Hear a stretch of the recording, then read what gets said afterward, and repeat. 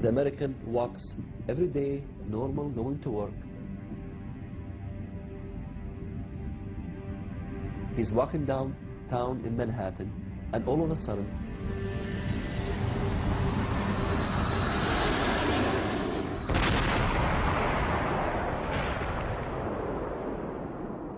two planes hit the Twin Towers, and they have no clue why would somebody do such a thing.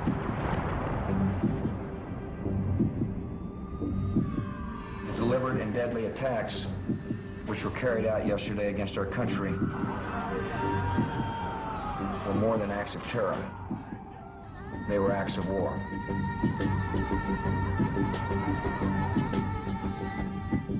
Radical Islam has declared the war. Radical Islam is at war now with the West. When I saw the second airplane hit, I knew jihad has come to America.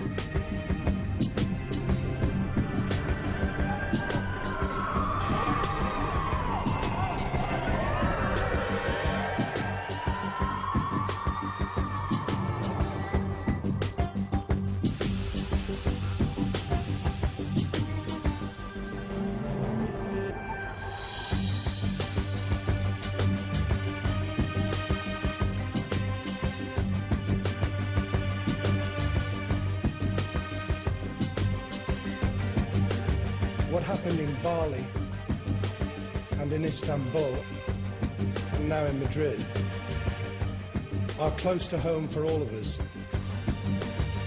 The tentacles of terrorism are reaching out to every corner of the world.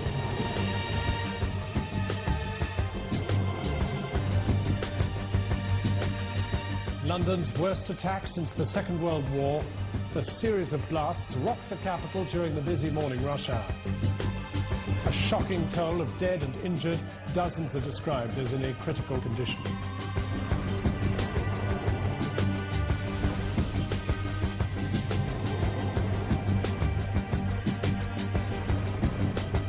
Beslan School number 1 is a scene of carnage tonight. Hundreds of children are feared dead.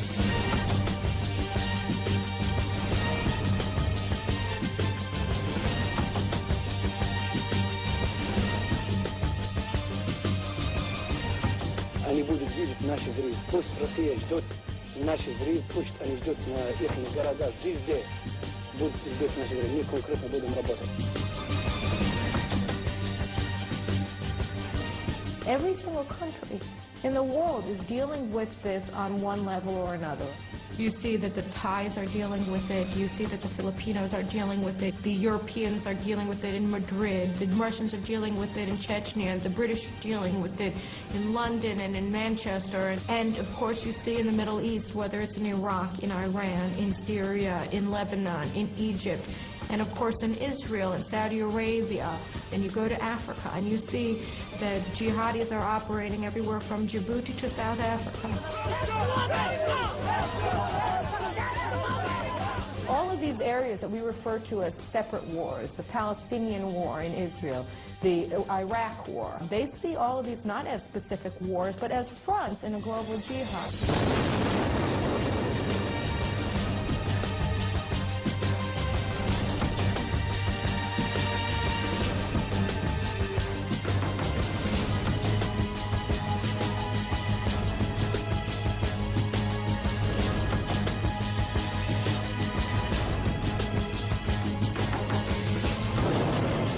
Jihad in paradise. Right now it looks all too possible.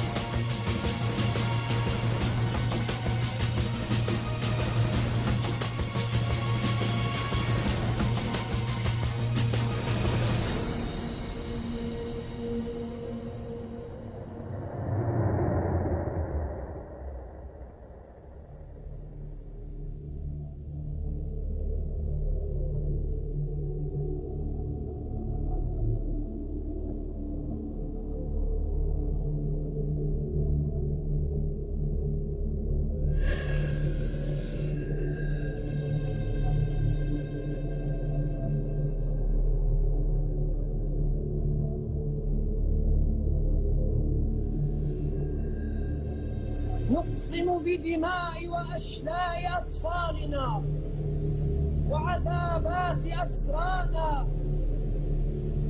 وسنمضي نفجر أجسادنا.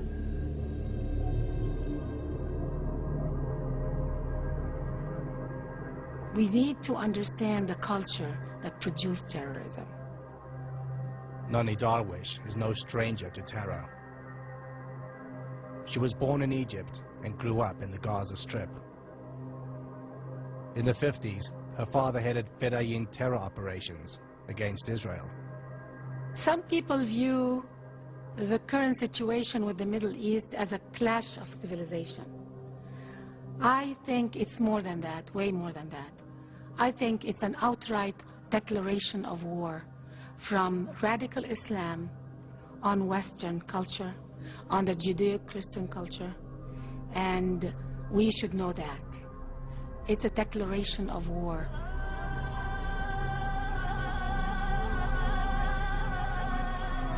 These bombings are taking place not because someone likes to see bodies and count casualties. It's part of a campaign of jihad, holy war, to bring down the West, to undermine the very foundations of Christianity and Judaism. The Islamists hate everything other than what they are themselves. They killed, for example, over 100,000 Algerians who disagreed with their brand of Islam. These are fellow Muslims. There is a particular strand of Islam that has, in fact, challenged what I think is the absolutely central pillar of human civilization as such, namely the sacredness of life itself. إن أشرف الموت هو القتل وأشرف القتل وأعظم الشهادة هو أن يقتل الإنسان في سبيل الله. All of our countries have suffered from the impact of terrorism. Those responsible have no respect for human life. استطعنا بفضل الله عز وجل أن نربي جيلا عقائديا يعشق الموت كما يعشق أعداؤنا الحياة. بمدى حرصك أيها المسلم على الموت توهب لك الحياة. I can tell you that as a Muslim, I feel very worried and I feel very concerned. I'm ashamed actually, because I feel that Islam has been hijacked by different fanatic groups. Most people don't realize that Muslims are also victims, because if they disagree, they get killed. Would some Muslim or some Arab who in his heart believes that the Arab terrorism is terrorism, can he say it publicly? He will be lynched in a Muslim society if he says that Hamas is a terrorist. What is worrying is that there is a silent majority that is not speaking out in a very strong voice against these groups. I'm ashamed, actually, because I feel that Islam has been hijacked by different fanatic groups. Most people don't realize that Muslims are also victims, because if they disagree, they get killed. Would some Muslim or some Arab who in his heart believes that the Arab terrorism is terrorism, can he say it in publicly? He will be lynched in a Muslim society if he says that Hamas is a terrorist. What is worrying is that there is a silent majority that is not speaking out in a very strong voice against these groups. And I hope it's only out of fear and not out of sympathy with people like Osama bin Laden or Abu Musab Zarqawi.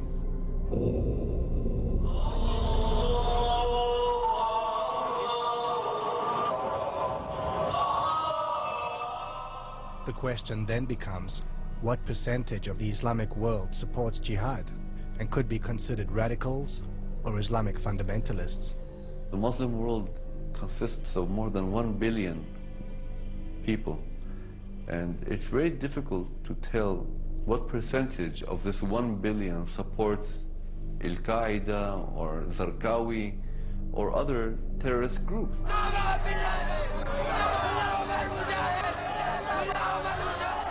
I would estimate that some 10 to 15%, and let me stress it's an estimate, of Muslims worldwide support militant Islam. That is not to say that only 10 to 15% are anti-American or anti-Zionist. No, that's much larger.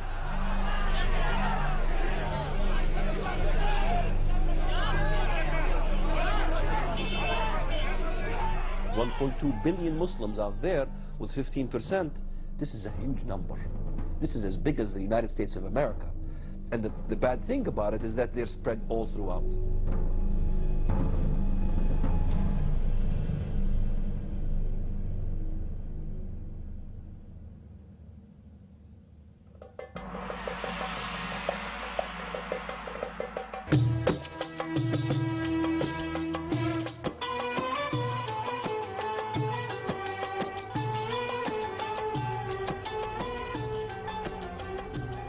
In the Middle East, Islam is our identity, it's our political life, it's our social life, it's our life.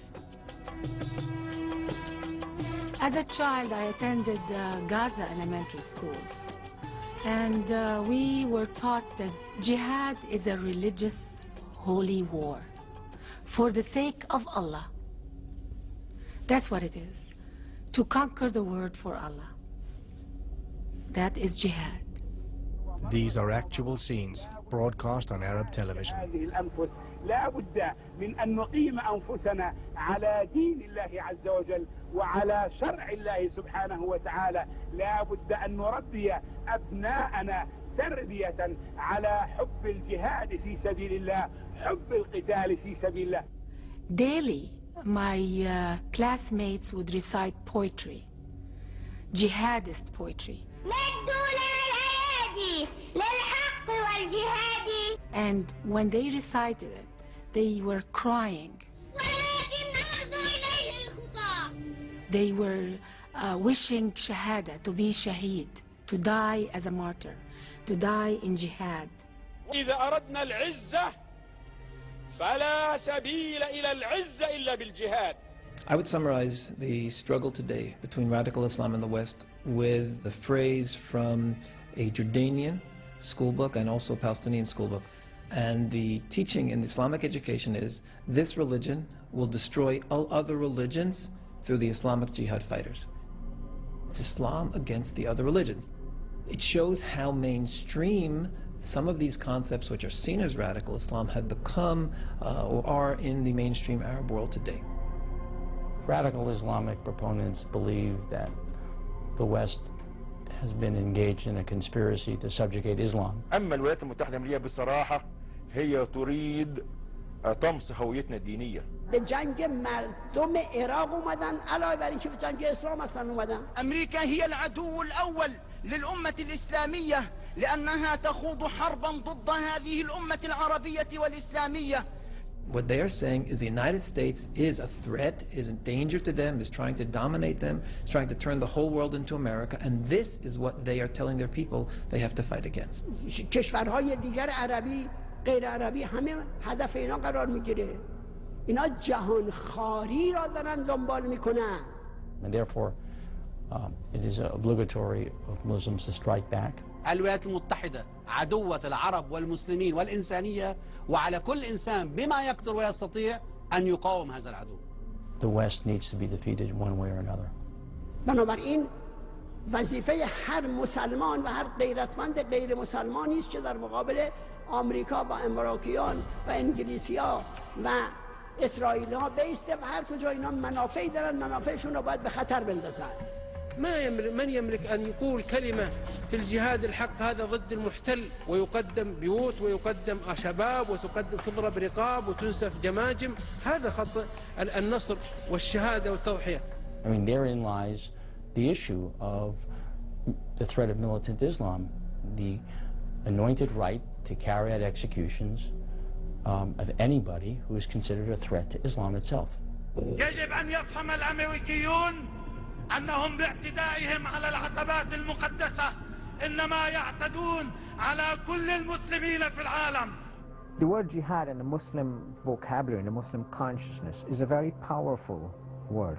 आइए आज दुनिया भर के अंदर जो जिहाद हो रहा है उस जिहाद में हमारे शाना बशाना शरीक हो जाइए मुल्ला उमर और शेख उसामा बिन लादेन के साथ. First of all, the word jihad in literal Arabic basically means a struggle, coming from the word jahada, to struggle.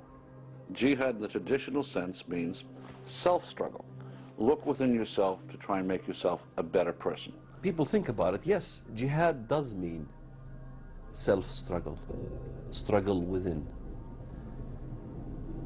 But so does Mein Kampf. Mein Kampf means my struggle. But what struggle? Nazism had a struggle with what? What did the Jews do to tango in Nazi Germany? Jihad is being used in the Middle East as struggle with the Jewish people, struggle with the West. الأمريكان ورئيسهم والبريطانيين ومن والاهم والصهاينة ربيبة ومصنع الكيان.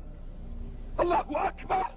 لو أذن الله لنا يا أمة محمد سيقول حتى الحجر يا مسلم هذا يهودي خلفي تعال واقطع رأسه. ونحن نقطعها والله لا نقطعها أيها اليهود. الله أكبر الله أكبر الله أكبر. الجهاد في سبيل الله الجهاد في سبيل الله الجهاد في سبيل الله ونصرة الله. الله أكبر الله أكبر يا أمة الله أكبر يا أمة الله.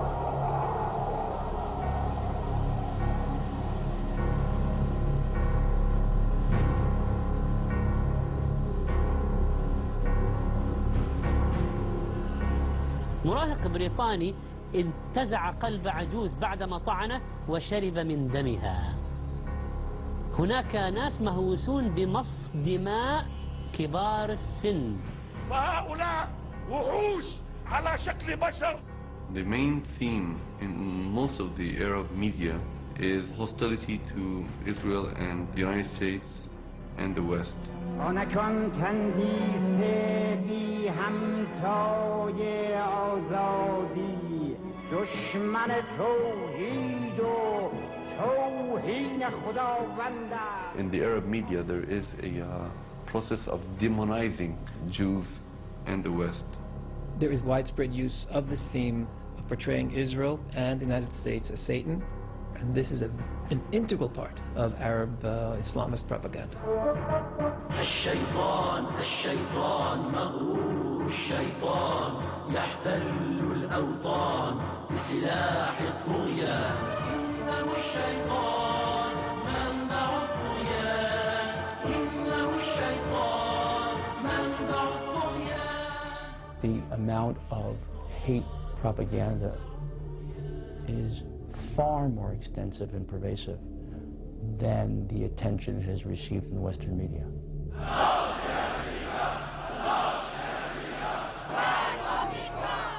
این مرگ بر آمریکایی که مردم ما میگوین این مثل همون اعوذ بالله من الشیطان الرجیم است که در اول هر سوره قرآن برای چیست؟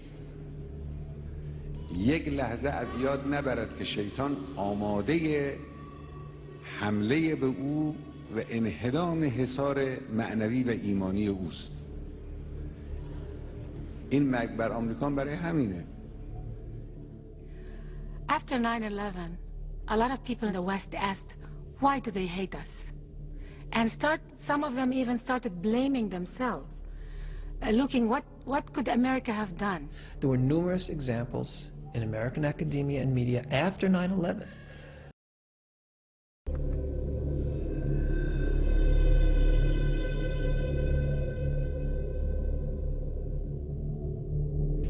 ونقول إن الذين يدنسون المصحف الكريم كتاب الله فجر غادرون. But hatred for the West is not limited to the Islamic world. Radical Islam has for years been spreading its ideology in the West. This jihad rally is taking place on the streets of London.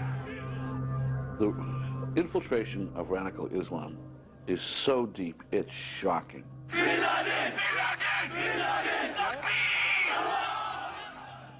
And everyone's in denial about it.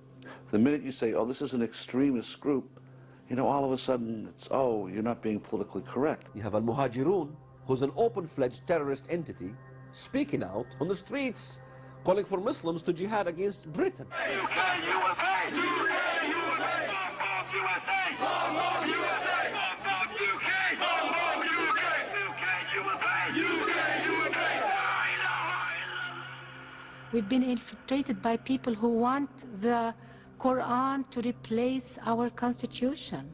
أنا رحت سنة 95 لقيت خطب بتقول إن هم منطلقين للبيت الأبيض خلاص من المساجد، من بعض المساجد. يعني إيه منطلقين للبيت الأبيض؟ يعني كان واحد بيقول في خطبته إن إحنا ذاهبون دلوقتي إلى البيت الأبيض علشان إن شاء الله ينتصر الإسلام ويتحول البيت الأبيض إلى البيت المسلم. يعني هيروحوا يحتلوا البيت الأبيض يعني ولا؟ لا، بسواد الإسلام وأفكاره سوف يتغير البيت الأبيض. The vast majority of Muslims who live in America or any of the other Western countries are loyal, good citizens who care about the future of their country and who would never dream of doing anything against the interests of their adopted country. Many of them were born in this country. So the one thing we can't do is stereotype, generalize. What we can do is be worried that there are those from within our own country that have been taught by extremists in extremist mosques and by extremist tapes that you can easily get today to hate the country you live in and to support only the most extreme elements of. This clip was broadcast on Palestinian TV the day after London suffered 4 suicide terror attacks. واهلك الكفار والمشركين أعداءك أعداء الدين اللهم احصهم عددا وقتلهم بددا ولا تغادر منهم أحدا. Arab media plays a major role in public opinion. Arab dictators, in order to survive, constantly incite their people against the West, the Jews, and the United States. This is how they survive, by telling their people they are all to blame except for us. There will always be some root cause in their effort to mobilize a population. There will be some grievance that they will cling to. It's a distraction, Saint. We dictators aren't the enemy. We're like you, we're Arabs. The real enemy is the Jews. It is the West. It is modernism. Those are the things that are destroying the very fabric of our society. One of the main ways they get the people to be willing to fight and endanger their lives and to hate the West is to present the war as an act of self-defense. So in order for you to do jihad, you have to find a good reason. So the best reason is we're defending ourselves. There is an enemy out there who wants to get us. علينا أولا أن نحدد من هو العدو. America wants to get us. العدو الأول للشعوب العربية والإسلامية هي الولايات المتحدة الأمريكية وليست إسرائيل فحسب. أمريكا، هذه الإدارة الأمريكية هي عدو. They blame every little problem in the Arab society on the West. ثم حقيقة أمريكا هي في الغالب كما يثبت الواقع وراء جميع المشاكل. نعتبرها عدوة لأنها أكبر ناهب لثرواتنا ونفطنا وخيراتنا، فيما يعيش مئات الملايين من أبناء أمتنا في البطالة والفقر والجوع والعزوبية والجهل والظلام وما شاكل. Nothing could be done wrong by Arabs. It's always the West. If you want to get people to fight, you have to make them think that there's a threat and then they're in danger. آمریکا در کمین نشستند و تا نابودی کاملتان از شما دست بر نخواهند داشت. سریعاً قیام کنید که جهان ایمن از صیاد نیست.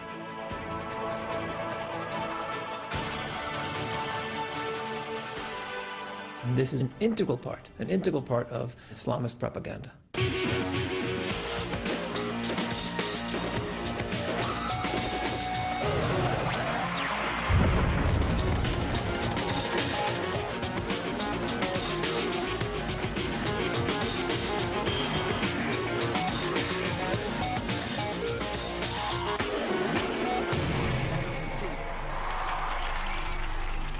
It recruits a lot of terrorists.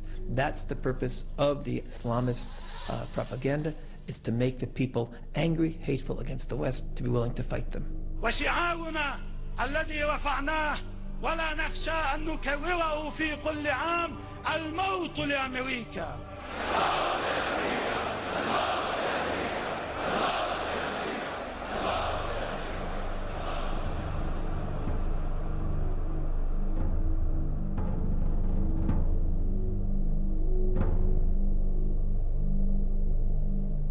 This kind of indoctrination produced the terrorists of today.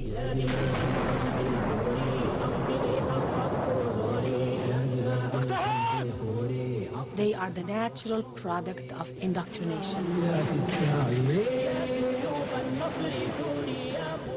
In a television interview, an Arab intellectual admits that there is a distinct connection between propaganda and terrorism. أنا بقول إن فضائياتنا ينطبق عليه ما يسمى إعلام الإرهاب. نعم. تروج طروحات تعصبية، يعني قد لا يكون إرهاب مباشر بس تروج تعصب. والتعصب هي بداية العنف، الغلو والعنف هو اللي يؤدي للإرهاب. يعني ما هو تعصب، تطرف، عنف، إرهاب. This propaganda throughout the Arab world has a very significant effect on the adult population, on the children growing up. أنا يعني أتمنى لو بوش يموت في النار، ويعني خاطر أروح شارون وأذبحه بالمسدس وأطعنه بالسيف، لأنه مثل ما هو يسوي حق المسلمين وحق فلسطين. أقول حق بوش إنه هو خنزير وإن شاء الله يا رب يموت. A child isn't born hating. A child has to be taught to hate. A child has to be taught to fear.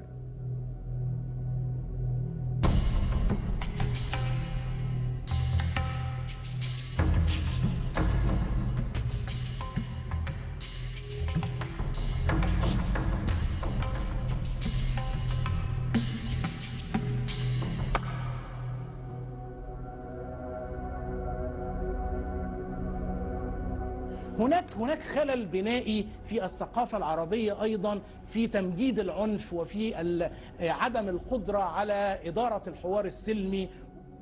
بسم الله الرحمن الرحيم. Lord of mercy. Well, no, we don't have the time for no error. Lord of mercy. Them back up on the original straight terror. Alongside the social hardcore. Big things. Yeah man, throw them in the fire. Yeah, one of them. They will say Tony Blair, him and dirty go far. They want Mr. Bush, him and dirty go far. The National Front, him and dirty go far. Throw them in the fire. Mr. Funk and the hot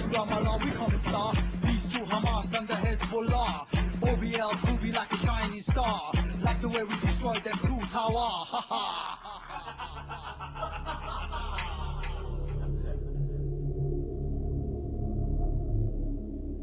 On 9/11, with the destruction of the World Trade Center, there was a general response in the Muslim world of delight.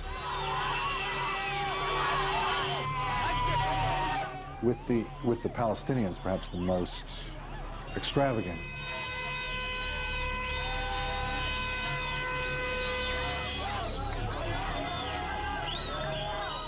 Two weeks before 9/11, the Mufti of Palestine, Ikrim al-Sabri, who's the senior religious figure in the Palestinian Authority, on the radio openly prayed for God to destroy Israel, Britain, and the United States.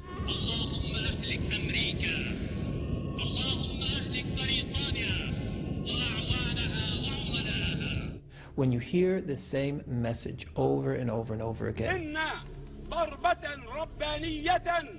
ستكون لأمريكا ولإسرائيل عن قريب. It becomes part of the way you see the world. وسوف يفرح المؤمنون بنصر الله.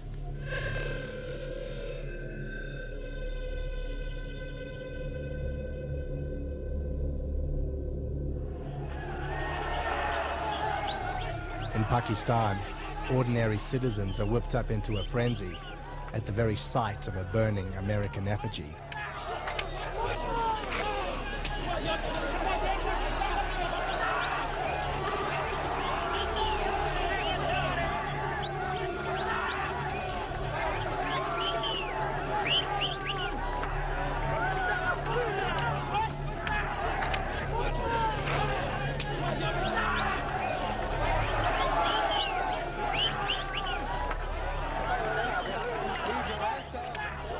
The scene repeats itself in Iraq. This time, it's not an effigy that's burnt, but American civilians whose vehicle was ambushed by Islamic militia.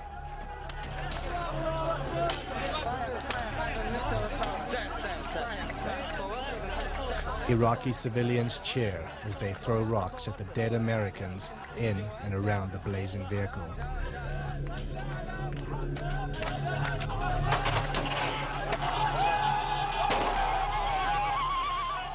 Amidst shrieks of delight, the charred corpses are then dragged through the streets.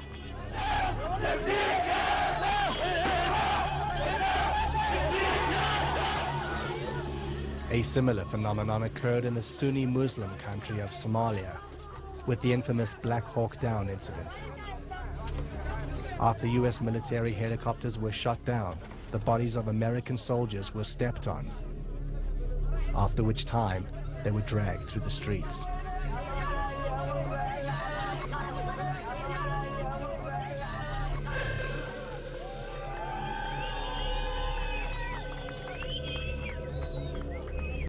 Radical Islam dedicated to the destruction of Western values. That is a serious problem. Hamas has the largest infrastructure of all terrorist organizations on American soil today. They are not trying to be part of the American way of life. They are not trying to be part of our culture. They are here with an agenda to make Islam the law of the land. Just to show where our loyalty belongs to. You see this flag here? It's going to go on the floor. And to us, our loyalty does not belong to this flag. Our loyalty belongs to Allah subhanahu wa ta'ala. Takbir! Allahu Akbar! Allahu Akbar! It's not illegal, nor should it be illegal to say death to America. It's protected speech. And in fact, Islamic groups understand that it is protected speech. Don't be afraid to speak out against injustice in this country. One of the loopholes of this government is they allow the freedom of expression. But it doesn't immunize those groups from being accountable for the radical views that they espouse. Of course, not all Muslims are like that. But we've been infiltrated with this kind of agenda. And America has to wake up, because we are strangling ourselves with our political correctness. There is tremendous deception in terms of saying one thing publicly and another thing privately. Yasser Arafat obviously was the master of this dual agenda in terms of openly supporting pluralism or nonviolence or condemning terrorism, I condemn completely these terrorist activities. and then secretly or behind closed doors supporting it. Sometimes you would find a Muslim who appears to be moderate. We were the first, as you may remember, post-September the 11th, who said that the actions of flying planes full of innocent civilians into buildings is not legitimate. But in his deeds, he's not as moderate as he is. We are here to talk about the Magnificent 19.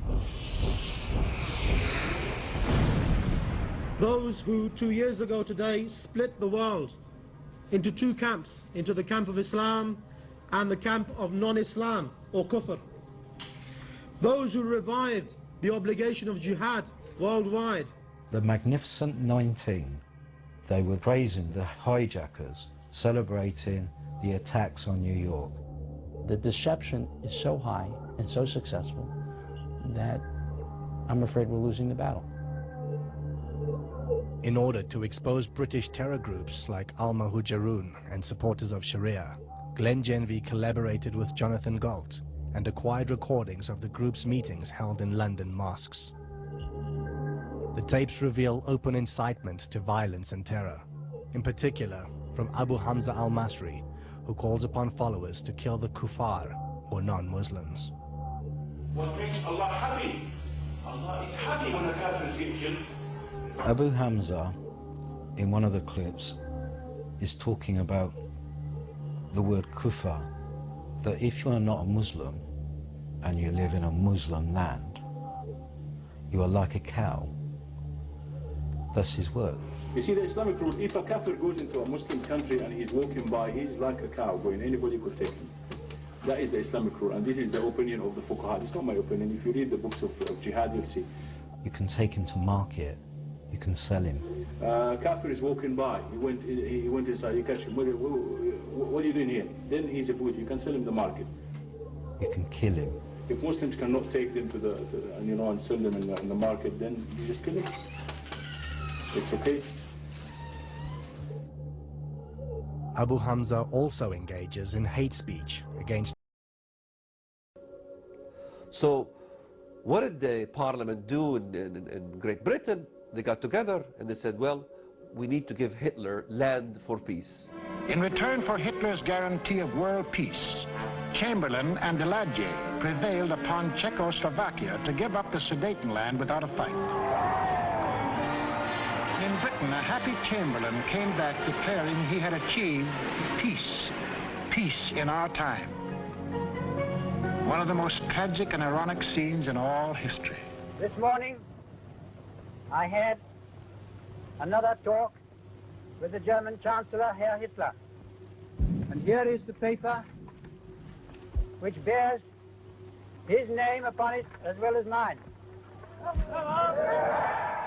Chamberlain believed that they could do a deal with Hitler, that Britain and Germany had a special affinity. We regard the agreement signed last night and the Anglo-German naval agreement as symbolic of the desire of our two peoples never to go to war with one another again. Winston Churchill had warned his country and his government that they were pursuing a disastrous course with regard to appeasing Germany. These gangs of bandits have sought to darken the light of the world, have sought to stand between the common people of all the lands and their march forward into their inheritance. Peace. It wasn't peace. By taking the Sudetenland, they had made Czechoslovakia defenseless, a ripe plum ready to fall into Hitler's lap. Within 6 months of declaring that he wanted no more territory anywhere, he violated the Munich Agreement. Austria and Czechoslovakia were gone without a fight, and Hitler was getting his control of Eastern Europe. Poland was next on the map. Churchill never considered himself a great leader.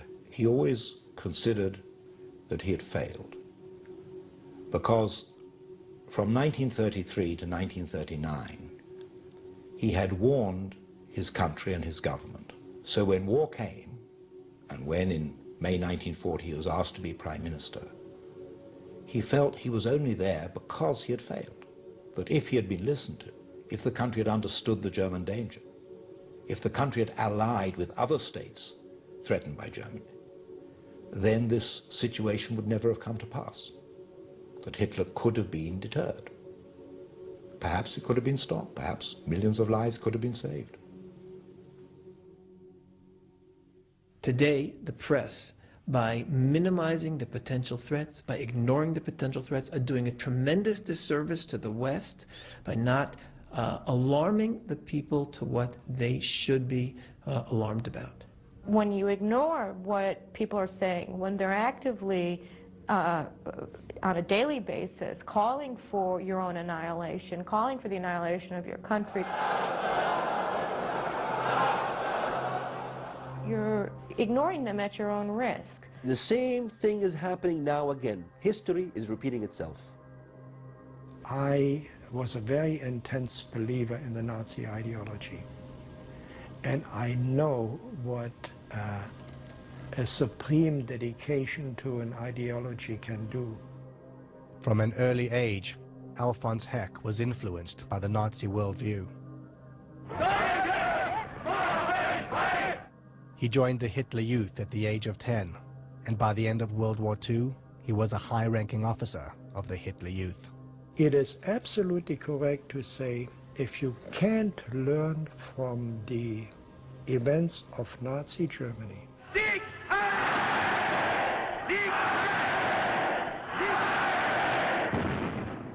you will not be able to grasp the true intent of the danger of the radical Muslim world today. You're simply hiding.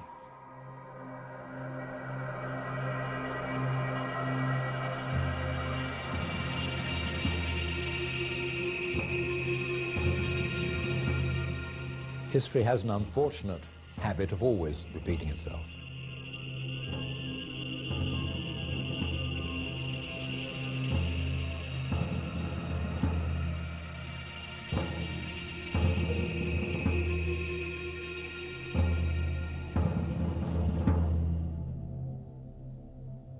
The idea that the radical Muslims have and that Nazis had is they demonize the Jews. You know, they just turn them into demons. And I mean, this is exactly what happened in Germany. Now, can you imagine? We were enlightened people and we fell for this. Why wouldn't Muslims fall for this? فاليهود هم اليهود، هؤلاء هم الذين يجب أن يذبحوا ويجب أن يقتلوا.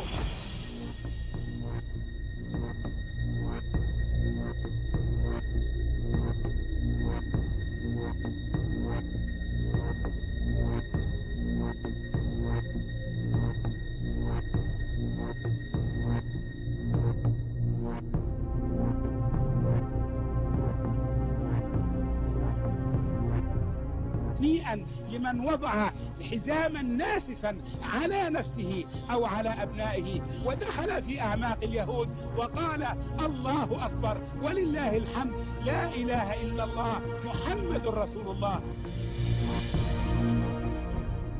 They are killing the infidels just like the preacher in the mosque told them to do. It's their duty to kill them.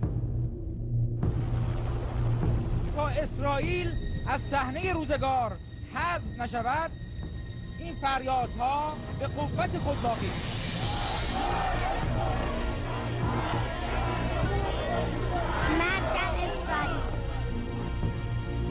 I watched anti-Semitism since I was a young kid, and now the world is reaping. These eggs are hatching, and what's coming out is literally something that comes out of Nazi Germany.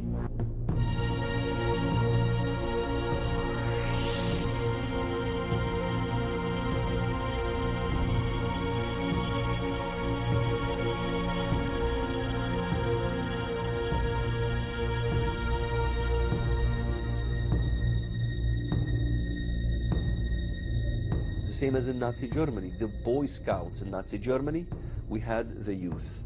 The youth was being robbed from being youth.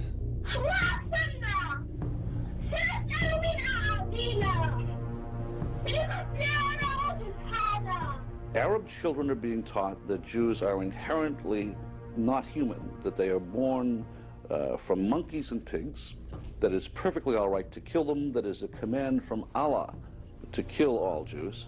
اسمك ايه؟ بسملة. بسملة عندك كم سنة؟ 3 سنين. انت مسلمة؟ بسملة انت تعرفي اليهود؟ بتحبيهم؟ لا ما بتحبيهمش ليه؟ كده. عشان هم ايه؟ هم قردة وخنازير. عشان هم قردة وخنازير؟ مين قال عليهم كده؟ ربنا. قال عليهم فين؟ في القرآن. قال عليهم في القرآن كده صح. I think the worst form of child abuse is teaching a child to hate. What we have on Palestinian TV and on Saudi TV over and over again are little kids being taught songs, I want to be a suicide bomber. إذا احتجت على باب القدس أسقط بدائيا أسقط بدائيا بزي مقاتلي بزي مقاتلي بزي مقاتلي. برافو برافو برافو برافو. The radical Muslims, without any doubt, learned from the Nazis on how to indoctrinate the young. You know, kids 8, 6 years old, 9 years old, 10 years old, teenagers watching cartoons. And what do they see? They see a depiction of Sharon in this thing called Dara-Cola. You got Coca-Cola, you got Dara-Cola. But Dara-Cola is Arab blood.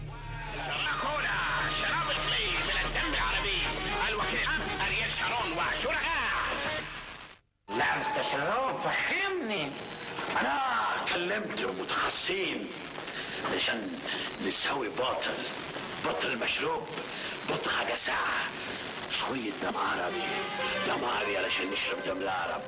And the youth who are listening to this day and night, what do you expect to happen? A Palestinian teenager showed up at a crowded West Bank checkpoint wearing a suicide bomb vest. Soldiers sent a yellow robot to hand scissors to the boy so he could cut off the vest. Once the boy was out of harm's way, the bomb vest was detonated. And I think this is the crime that the Muslim world commits against its children. Hitler committed a crime against young Germans. Took me a long time to see that. But what the Muslims do to their own children is even worse.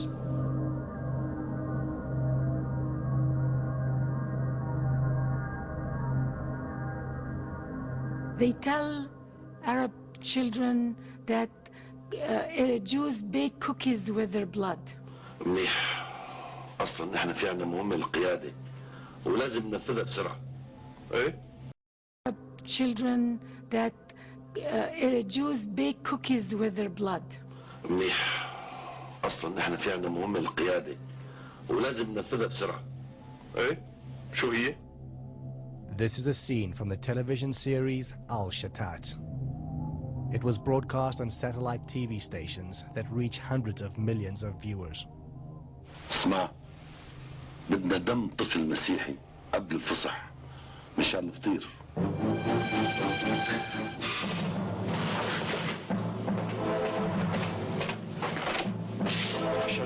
شالوم هذا شافكم؟ لا. متأكد؟ طبعا. معناتها خلينا نبدأ فورا. متى؟ ندوق على البيت. تكرم حبيبي. بعد شوي بنروح. Throughout the Middle Ages, there was this libel that the Jews needed blood of a Christian child to make matzah.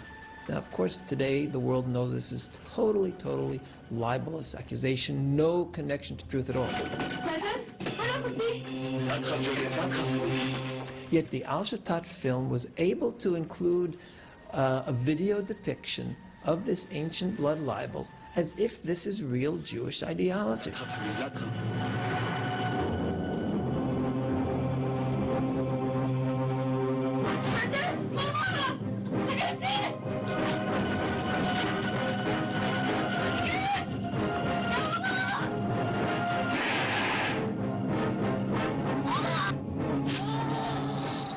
There is no shame in Arab media in the degree they are ready to cover hate speech and lies, outright lies against the Western Israel. التي تصنع الفطير من دم الأطفال الأبرياء. The ironic thing about this whole thing is that if you look at reality, you can see what we accused the Jews of doing. We carried it out literally.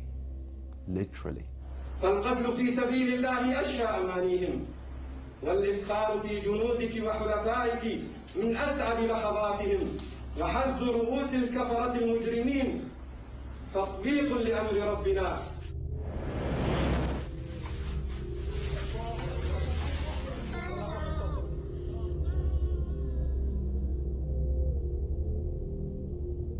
Cameras are there for the whole world to see it, but the world refuses to see. Shalom, shalom. When I see films like Shatat or broadcast during Ramadan, I see a recurring theme. I don't see anything new, in fact. I see attacks against Jews. I see an attempt to depict Jews as bloodthirsty people, as murderers, as a people who would sacrifice Christian children to drink their blood during their holiday. حبيت ذوقك فطير الفصح المقدس. شكرا.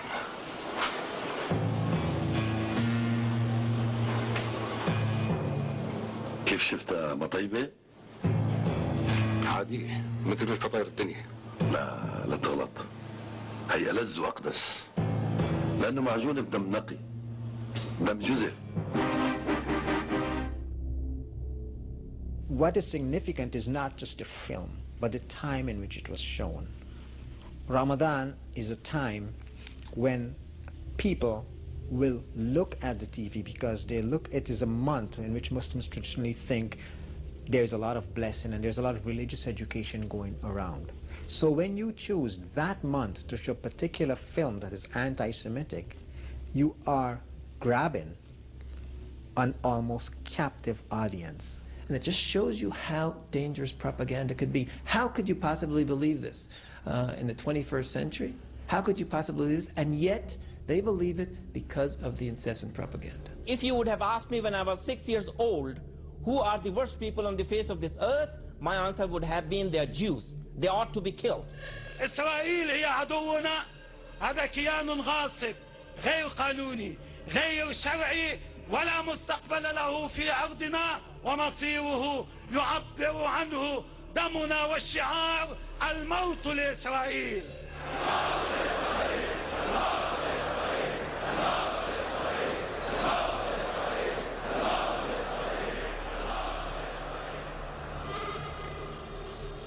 Almost the first people who applauded Hitler's rise to power were the Arabs. The Nazis and the Islamists share a common conspiracy theory. The Jews control America, for example.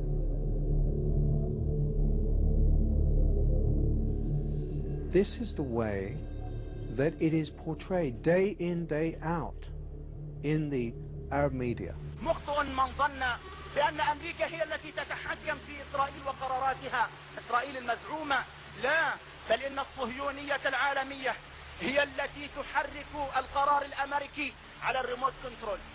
If you believe all that, then you are engaged in a war of survival for your very existence. نواجه معركة أكبر بكثير مما تتصورون. إننا نواجه معركة مع الصليبية، نواجه معركة مع الصهيونية العالمية. And in that sense, it's identical to Nazi propaganda.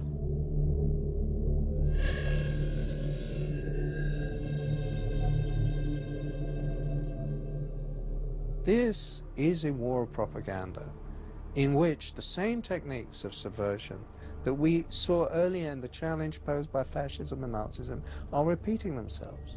The propaganda of Islam is very similar to the propaganda of Nazism. It's the same hate speech, paranoia, and us against them.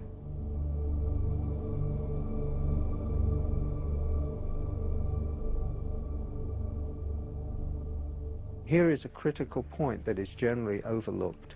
The anti-Semitism of the Nazis had a great appeal already in the mid-1930s to many Arab nationalists and Islamic fundamentalists. From the mid-30s, from 1936 on, Hitler and his propaganda sections made a great effort to win over the Arab peoples of the Middle East.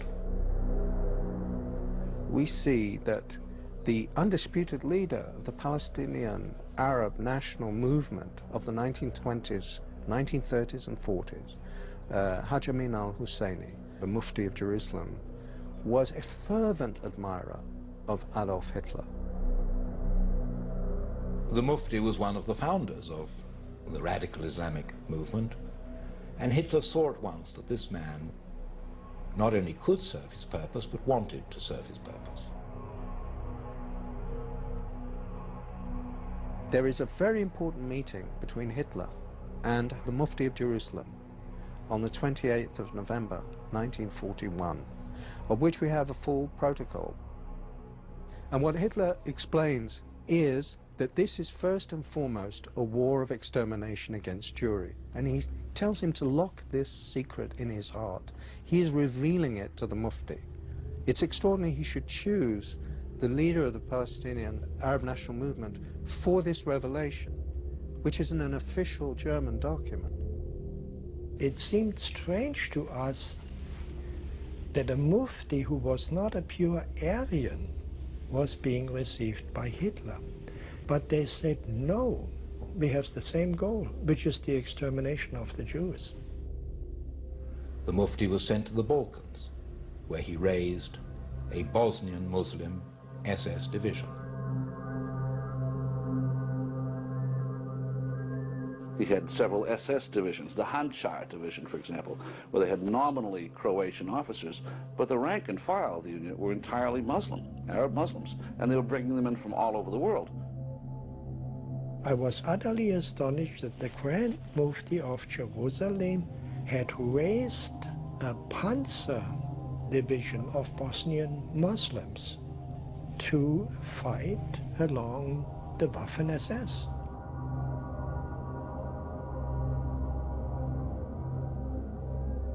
The fanatic Muslim world and Hitler both agreed that no ideology can exist beyond theirs.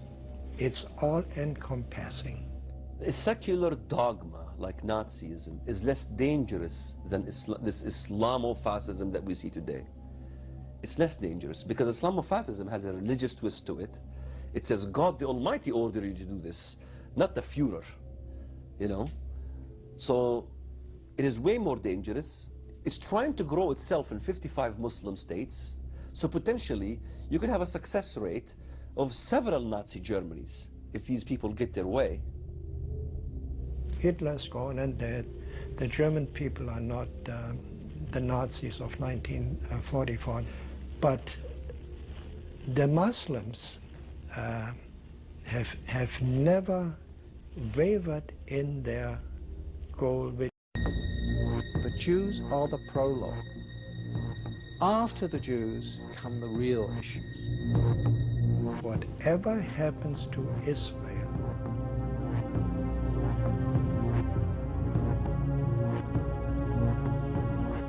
eventually is going to be the fate of the world.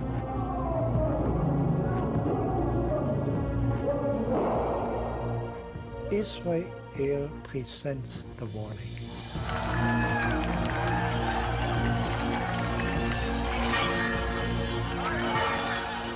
Islam is superior than the Jews, than the Christians, than the Buddhists, than the Hindus. The only deen Allah accepts is Al-Islam. And whoever seeks any other deen apart from Islam will never be accepted.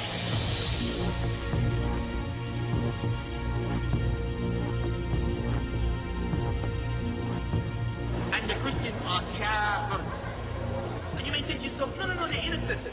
No kafir is innocent.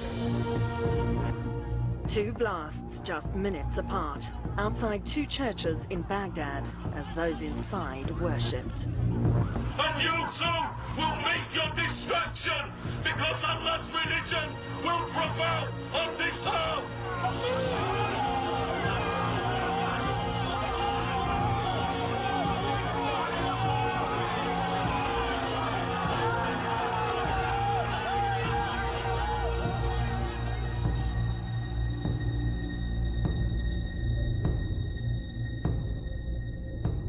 They've been very clear about it. They're the same as Hitler's goals, you know. Kill all the Jews, crush the democracies, destroy Western civilization. They wish to strike down the West. They want to defeat the West. They want to defeat Christianity. They want to defeat Judaism. They want to spread Islam in their own way. أن الله عز وجل أوجب علينا أن ننشر هذا الدين في الأرض كلها. It's very clear. We've heard it so many times from many Muslim leaders that they want to Islamize the world. پیام انقلاب پیام جهانی است، در جغرافیا و زمان محدود نمی شود. تردید نکنید که انشاءالله اسلام همه کجا رو فتح خواهد کرد؟ همه قله های جهان رو فتح خواهد کرد.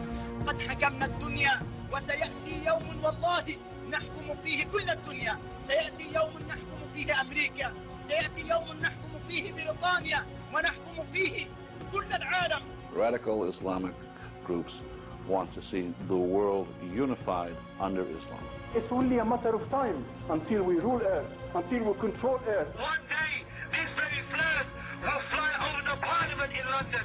We will see this flag that will fly over the White House, and we will see the Black House, the Kaaba, will take over the whole world. Islam to the world. You will take over USA. You will take over UK. You will take over Europe. You will defeat them all. You will get victory.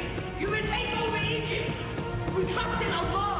Indeed, there is He who sent His messenger, Muhammad sallallahu alaihi wasallam, with the deen of Haqq, with Islam, to dominate all of our other religions, to dominate the United States, to dominate the world, even though the non-Muslims may hate it.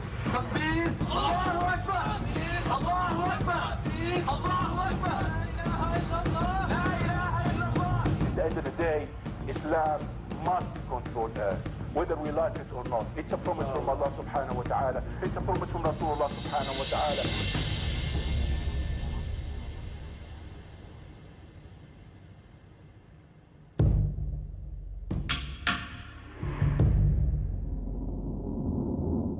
What started as a European war has developed, as the Nazis always intended it should develop, into a war for world domination.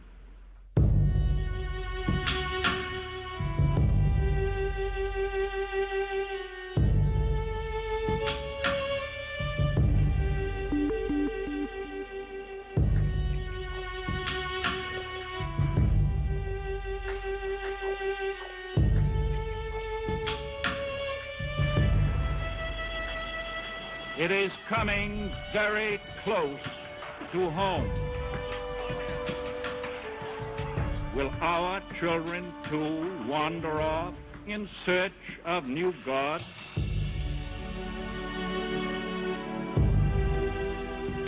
We do not accept, we will not permit this Nazi shape of things to come.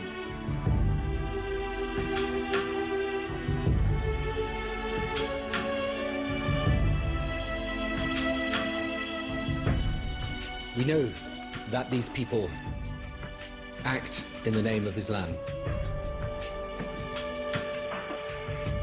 But we also know that the vast and overwhelming majority of Muslims here and abroad are decent and law-abiding people who abhor this act of terrorism every bit as much as we do. So if they truly want to bring out the compassion and peace element in Islam, they really have to behave like it. They have to teach it in their schools. احنا ما نجحنا في أن نحبب أولادنا إلى الحياة. علمناهم كما قيل كيف يموتون في سبيل الله، ولكننا لم نعلمهم كيف يحيون في سبيل الله. It is the duty of all moderate Muslims to stand up and speak against the hate, to speak against the jihad. إن هؤلاء أيها الإخوة الكرام هم من أعداء الإسلام. إن هؤلاء الذين يشوهون صورة الإسلام من أعداء الإسلام. If they don't agree with it, then let us hear your voices. We want to hear the voices. And the Western world need to stand up and support the voices of the moderate, the very few who are speaking out. The Western world need to support them, need to do everything we can to empower them. It would be a terrible disservice to those Muslims who are liberal, who are democratic, who are modern, who want to live a civilized life, to throw them in with the barbarians, because they are on the right side, and more than that, they have a great deal to offer in the war against militant Islam. It is through hope and education that we will be able to win this war and accomplish peace. It's important that those engaged in terrorism realize that our determination to defend our values and our way of life is greater than their determination to cause death and destruction to innocent people in a desire to impose extremism on the world. Ultimately, the price we're talking about is the price of freedom. In every generation, I think, we're called upon at some point to stand up for that ideal.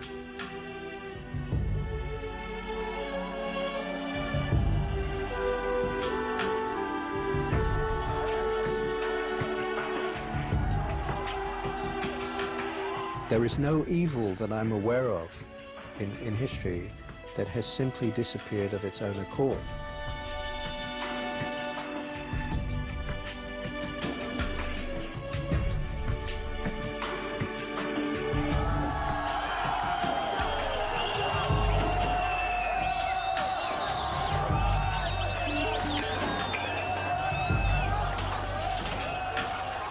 If you recognize the danger and you don't do anything about it, you are risking your demise.